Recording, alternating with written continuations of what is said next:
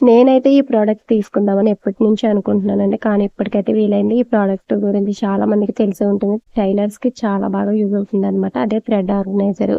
ఇదైతే నేను 2 సెట్ వచ్చింది తీసుకున్నాను. ఇంతకుముందు సింగిల్ పీస్ కాస్టే 300 పైన ఉండేది. ఇప్పుడు ఈ 2 వచ్చేసి 400 లోపే మనకైతే వచ్చేస్తాయనమాట.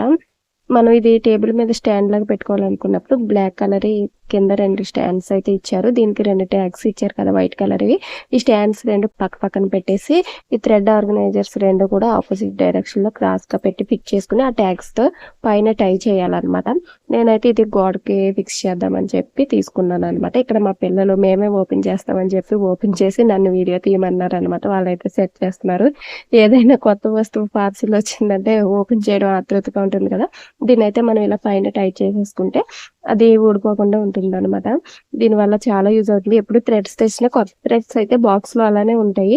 పాత థ్రెడ్స్ కూడా ఇలాగే ఆర్గనైజ్ చేసుకునేదాన్ని. అవి అస్తమాను తీసి పెట్టడంలో ఇలా గజిబిజిగా అయిపోయేవన్నమాట. ఇంకా చాలా థ్రెడ్స్ అయితే ఉన్నాయి. అవన్నీ చిక్కులు పడిపోవడం, అవసరానికి పాత దారాలు ఎన్నెన్నో కొత్తవి తీయాల్సొచ్చేది కనబడక ఇలా ఆర్గనైజ్ చేసుకుంటే చాలా అందంగా ఉంది. మనకు కావాల్సిన కలర్ కూడా ఈజీగా తీసుకోవచ్చు. ఎవరికైనా యూజ్ అవుతుందంటే తీసుకోండి. Thank you for watching.